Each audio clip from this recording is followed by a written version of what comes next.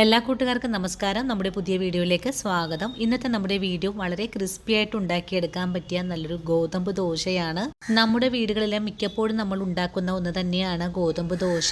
ഈ ഒരു ഗോതമ്പ് ദോശ തയ്യാറാക്കി എടുക്കുമ്പോൾ വളരെ സോഫ്റ്റ് ആയിട്ടാണ് നമുക്കിത് കഴിക്കാനും പറ്റുന്നത്. നല്ല ചൂടോടുകൂടി കഴിക്കുമ്പോൾ വലിയ കുഴപ്പമൊന്നും ഉണ്ടാവില്ല. എങ്കിലും ഒന്ന് ചൂടാറി വരുമ്പോൾ പശ മാതിരി നമ്മുടെ നാവിൻ തുമ്പിൽ ഒട്ടിപ്പിടിക്കുന്ന രീതിയിലാണ് നമുക്ക് ആയി കിട്ടുന്നത്. ഇന്ന് ഞാൻ ഈ വീഡിയോയിൽ കൂടെ കാണിച്ചു തരുന്ന രീതിയിൽ നിങ്ങൾ ഗോതമ്പ് ദോശ ഉണ്ടാക്കി കഴിക്കുവാണെങ്കിൽ ഈ ഒരു ദോശയുടെ മുന്നിൽ ചപ്പാത്തി പോലും മാറി നിൽക്കും. നിത്യവും തയ്യാറാക്കുന്ന ചപ്പാത്തിയൊക്കെ ഒന്ന് മാറ്റി വെച്ചതിന് ശേഷം ഇതുപോലെ നല്ല ക്രിസ്പി ആയിട്ടുള്ള ഗോതമ്പ് ദോശ എല്ലാവർക്കും വീടുകളിൽ നിന്ന് തയ്യാറാക്കി എടുക്കാം. അപ്പോൾ ഇന്നത്തെ നമ്മുടെ വീഡിയോയും എൻ്റെ കൂട്ടുകാർക്ക് വളരെ തന്നെ യൂസ്ഫുൾ ആണ്.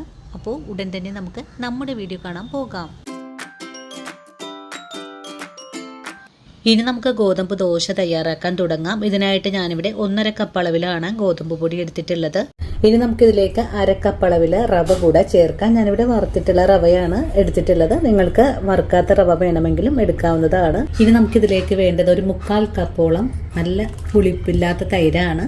തൈര് കൂടെ ഇതിലേക്ക് ഒഴിച്ചു കൊടുക്കാം. ഇനി ആവശ്യത്തിനുള്ള ഉപ്പ് ചേർക്കണം. ഇനി നമുക്കിതിലേക്ക് 1 കപ്പ് വെള്ളം കൂടി ഒഴിച്ചു കൊടുത്തതിന് ശേഷം ഇതെല്ലാം നല്ലോണം ഒന്ന് ഇളക്കി മിക്സ് ചെയ്തെടുക്കണം.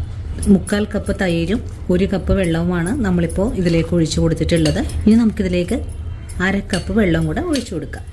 വീണ്ടും നല്ലോണം ഇളക്കി ഒന്ന് മിക്സ് ചെയ്തെടുക്കാം. അതിനുശേഷം ഒരു മിക്സിയുടെ ജാറിലേക്ക് ഇട്ട് കൊടുത്ത് നല്ല പോലെ ഒന്ന് അരച്ചുകൂടി എടുക്കാം. അങ്ങനെ ചെയ്തെടുക്കുമ്പോൾ ഇതിൻ്റെ കട്ടകളെല്ലാം ഉടഞ്ഞ് നല്ല സ്മൂത്ത് പേസ്റ്റ് ആയിട്ട് കിട്ടും. ഇപ്പോൾ കലക്കിയപ്പോൾ തന്നെ നല്ല കട്ടിയായിട്ട് മാറിയിട്ടുണ്ട്. ഇനിയിപ്പോൾ മിക്സിയുടെ ജാറിലേക്ക് മാറ്റിയിട്ട് ഒന്ന് നല്ല പോലെ ഒന്ന് അടിച്ചെടുത്തിട്ട് വരാം. ഇനി അടിച്ചെടുത്തിട്ടുള്ള ബാറ്റർ നമുക്ക് അതേ ബൗളിലേക്ക് തന്നെ ഒഴിച്ചു കൊടുക്കാം. ഇനി മിക്സിയുടെ ജാറ് കഴിയിട്ട് 1/2 കപ്പ് വെള്ളം കൂടെ ഒഴിച്ചു കൊടുക്കാം. നമ്മൾ ഈ ബാറ്റർ വളരെ ലൂസായിട്ടാണ് കലക്കിയെടുക്കുന്നത്. ഇനി നമുക്കിത് നല്ലോണം ഒന്ന് ഇളക്കി കൊടുക്കാം. ഇത്രയും ലൂസ് ബാറ്റർ ആയിട്ടാണ് നമ്മൾ കലക്കിയെടുത്തിട്ടുള്ളത്. ഇനി ഒരു 10 മിനിറ്റ് നേരത്തേക്ക് നമുക്കൊന്ന് റെസ്റ്റ് ചെയ്യാനായിട്ട് മൂടി മാറ്റി വെച്ച് കൊടുക്കണം. പെട്ടെന്ന് തന്നെ ദോശ ഉണ്ടാക്കിയെടുക്കണമെങ്കിൽ ഇതിലേക്കൊരു നുള്ളു സോഡാപ്പൊടി കൂടെ ചേർത്താൽ മതിയാകും. നമ്മളിപ്പോൾ സോഡാപ്പൊടി ഒന്നും തന്നെ ചേർക്കുന്നില്ല. നമുക്ക് ഈ ഒരു മാവ് മിക്സ് ചെയ്തെടുക്കാനായിട്ട് ഒരു 2.5 കപ്പ് വെള്ളം ആവശ്യമായിട്ട് വന്നിട്ടുണ്ട്. ഇനിയിപ്പോൾ ഒന്ന് റെസ്റ്റ് ചെയ്യാനായിട്ട് മൂടി വെച്ച് കൊടുക്കുവാണ്. ഒരു 10 മിനിറ്റിന് ശേഷം മൂടി ഒന്ന് തുറന്ന് നോക്കിയിട്ടുണ്ട്. ഇപ്പോൾ ഇതുപോലെ തന്നെയാണ് മാവ് വന്നിട്ടുള്ളത്. ഇനി നമുക്ക് ഉടൻ തന്നെ ദോശ തയ്യാറാക്കാൻ തുടങ്ങാം. ഇനി നമുക്ക് ദോശ തയ്യാറാക്കി എടുക്കാനുള്ള ഒരു പാൻ അടുപ്പിലേക്ക് വെച്ചു കൊടുക്കാം. പാൻ ഒന്ന് ചൂടായി വരട്ടെ. പാൻ ഇപ്പോൾ ചൂടായി തുടങ്ങിയിട്ടുണ്ട്. നമുക്കിനി ദോശ മാവ് പാനിലേക്ക് കോരി ഒഴിച്ചു കൊടുക്കാം. മാവ് നല്ലതുപോലെ ഇളക്കി യോജിപ്പിച്ചതിന് ശേഷം പാനിലേക്ക് ഒഴിച്ചു കൊടുക്കാം.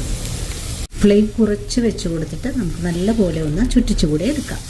ഇപ്പോൾ ഒന്ന് വെള്ളമെല്ലാം വലിഞ്ഞു തുടങ്ങിയിട്ടുണ്ട്. ഈ ഒരു പരുവമായാൽ പിന്നെ നമുക്കിതിലേക്ക് നെയ്യ് കൂടെ ഇതുപോലെ ഒന്ന് കോരി ഒഴിച്ചു കൊടുക്കാം. നല്ലതുപോലെ മുരിഞ്ഞു വരുന്ന സമയത്ത് നമുക്കൊന്ന് മറിച്ചിട്ട് കൂടെ കൊടുക്കണം. അരിയിൽ നിന്നൊക്കെ നല്ലപോലെ ഒന്ന് വിട്ട് തുടങ്ങിയിട്ടുണ്ട്. ഇനി നമുക്കിതൊന്ന് മറിച്ചുകൂടെ ഇട്ട് കൊടുക്കാം. ഇനി താഴെ ഭാഗവും നല്ലപോലെ മുരിഞ്ഞു കഴിഞ്ഞാൽ പിന്നെ നമുക്ക് പ്ലേറ്റിലേക്ക് മാറ്റാം. അങ്ങനെ ഇപ്പോൾ നമ്മുടെ ഗോതമ്പ് ദോശ നല്ലതുപോലെ ഒന്ന് മുരിഞ്ഞൊക്കെ തുടങ്ങിയിട്ടുണ്ട്. ഇനി നമുക്ക് ഒന്നുകൂടെ മറിച്ചിട്ട് കൊടുക്കാം. ഇതുപോലെ നല്ല ക്രിസ്പി ആയിട്ട് തന്നെയാണ് നമുക്ക് മൊരിയിച്ചെടുക്കാൻ സാധിച്ചിട്ടുള്ളത്. ഇനിയിപ്പോൾ രാവിലെ ഉഴുന്നും പച്ചരിയൊക്കെ വെള്ളത്തിലിടാൻ മറന്നു പോയാലും നമുക്ക് വളരെ ഈസി ആയിട്ട് നല്ലൊരു ക്രിസ്പി ദോശ തന്നെ തയ്യാറാക്കി എടുക്കാൻ സാധിക്കും.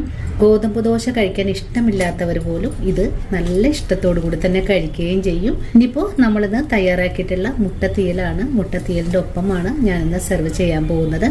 നിങ്ങൾക്ക് ഇതിൻ്റെ സൈഡ് ഡിഷായിട്ട് ചുട്ടരച്ച തേങ്ങാ ചമ്മന്തിയോ എന്ത് വേണമെങ്കിലും സെർവ് ചെയ്യാൻ പറ്റുന്നതാണ്. ഇനി നമുക്ക് 2 വശവും നല്ല പോലെ മുരിഞ്ഞു വന്നിട്ടുണ്ട്. നമുക്കിത് പ്ലേറ്റിലേക്ക് മാറ്റാം. അപ്പം ഇതുപോലെ ആദ്യ ദോശ എടുത്ത് മാറ്റിക്കഴിഞ്ഞാൽ അടുത്തത് നമുക്ക് ഇതുപോലെ തന്നെ ചെയ്തെടുക്കാം.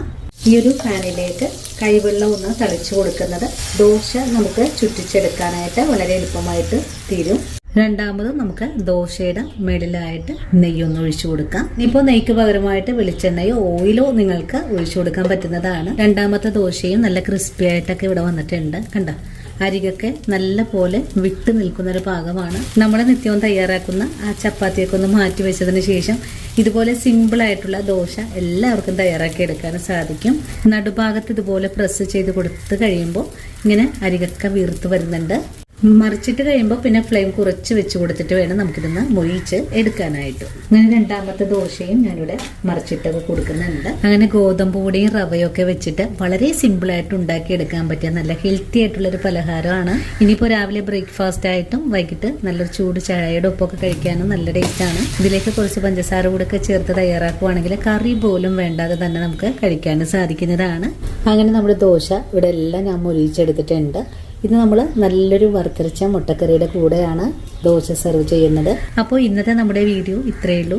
ഈ ഒരു വീഡിയോയും കണ്ടിട്ട് എൻ്റെ കൂട്ടുകാർക്ക് ഇഷ്ടപ്പെട്ടിട്ടുണ്ടെങ്കിൽ നമ്മുടെ പേജ് ഒന്ന് ഫോളോ ചെയ്യാനും വീഡിയോ കുറിച്ചുള്ള അഭിപ്രായങ്ങൾ കമൻസ് ആയിട്ട് അറിയിക്കാനും, ഇനിയിപ്പോൾ ആദ്യമായിട്ട് നമ്മുടെ വീഡിയോസ് കാണുന്ന കൂട്ടുകാർ ആരെങ്കിലും ഉണ്ടെങ്കിൽ നമ്മുടെ പേജ് ഒന്ന് ഫോളോ ചെയ്ത് നമ്മുടെ ഫാമിലിയിൽ മെമ്പറാകാനും മറക്കല്ലേ. അപ്പോൾ ഇനിയും നല്ലൊരു വീഡിയോ ആയിട്ട് നാളെ കാണാം. അതുവരെയും ഒത്തിരി സ്നേഹത്തോടു കൂടി തന്നെ വീണ്ടും കാണാം.